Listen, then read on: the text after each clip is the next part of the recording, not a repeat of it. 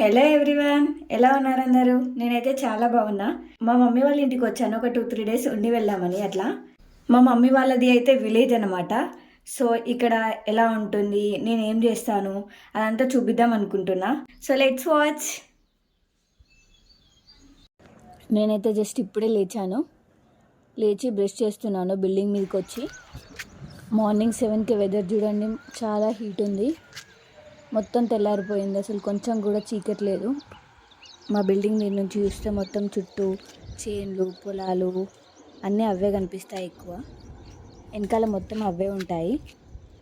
అలా బ్రష్ చేసుకొని fresh up అయ్యి మైదాకి తీసుకొచ్చుకున్నాను. వాటిని మొత్తం రుబ్బి ఒక తట్టలో వేసుకున్నాను. నేను యాక్చువల్గా దీన్ని మైదాక్ని పౌడర్ చేద్దాం అనుకుంటున్నాను ఎత్తికి పెట్టుకోవడానికి కోసం. సో దీనంతా రుబ్బేసి ఎండకు పెట్టదామని బంగ్లా మీదకి తీసుకెళ్ళి ఎండకి పెట్టేశాను. ఆ తర్వాత నేను మమ్మీ కలిసి ఇద్దరం పొలం దగ్గరికి వెళ్ళాము. ఈరోజు మాది పొలం కోస్తున్నారనమాట. సో దానికోసం బొట్టు పెట్టి ముగ్గేసి కొబ్బరికాయ అయితే కొట్టేశాము. పంట మంచిగా రావాలి అని పొలం కోసే ముందు కొబ్బరికాయను కోడి అట్లా కోస్తారు. ఎవ్రీ టైం అట్లనే చేస్తారు. పొలం దగ్గర కోసిన కోడితో అయితే మా మమ్మీ బిర్యానీ చేసింది. మంచిగా లంచ్ చేసేసాను బిర్యానీతో. ఆ తర్వాత అలా కాసేపు రెస్ట్ తీసుకొని ఈవినింగ్ అట్లేమో అయింది. మ్యాంగోస్ కట్ చేసుకొని దానిపైన కారం ఉప్పు వేసుకొని తిన్నాము.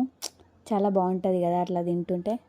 ఆ తర్వాత మమ్మీ సకినప్పాలు చేసుకుందామని చెప్పింది. స్నాక్స్ లాగా తినడానికి ఏం లేవు, సో చేసుకుందాము అంటే మమ్మీ నేను చిట్టక్క ముగ్గురం కలిసి సకినప్పాలు చేసుకున్నాము. నాకైతే వచ్చు, బట్ మరీ పర్ఫెక్ట్గా రావు. పోస్తున్నా నేనే, అట్లా నేర్చుకుంటున్నా ఇంకా పర్ఫెక్ట్గా. చూడండి ఫ్రెండ్స్, ఇవన్నీ నేనే పోసాను. ఎలా వచ్చాయో చెప్పండి. బాగానే వచ్చాయి అనుకుంటున్నాను నేనైతే. మమ్మీ అయితే వాటిని కాలుస్తుంది. 7-7:30 అట్లా అయిపోయింది అవన్నీ కాలవడానికి. నేనైతే మార్నింగ్ పెట్టిన మైదాకని తీసుకురావడానికి బంగ్లా మీదకి అయితే వచ్చాను. అవి ఆల్మోస్ట్ మొత్తం ఎండిపోయింది.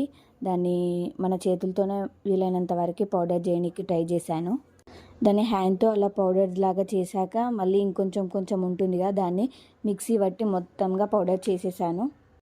ఈ పౌడర్ని ఇప్పుడు మనం ఎప్పుడు కావాలంటే అప్పుడు వాటర్ కలుపుకొని నెత్తికి పెట్టుకోవడానికి యూజ్ చేసుకోవచ్చు. హ్యాండ్స్కి కూడా పెట్టుకోవచ్చు, కానీ నేను మాత్రం నెత్తికి పెట్టుకోవడానికి మాత్రమే ఇట్లా పౌడర్ లాగా చేసుకున్నాను.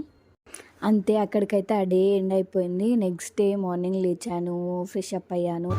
ఏం చేస్తున్నావు మమ్మీ?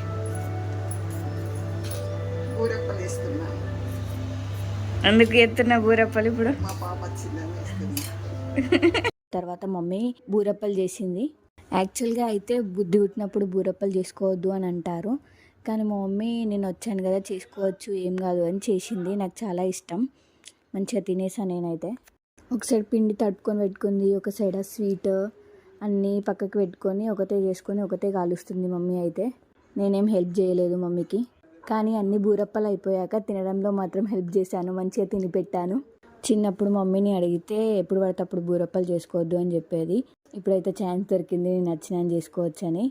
చిన్నప్పుడు అయితే ఉగాది ఎప్పుడు వస్తుంది, ఆ బూరప్పలు ఎప్పుడు తిందామా అని వెయిట్ చేస్తున్నాం. మంచిగా దాని మీద నెయ్యి వేసుకొని తింటుంటే చాలా బాగుంటుంది.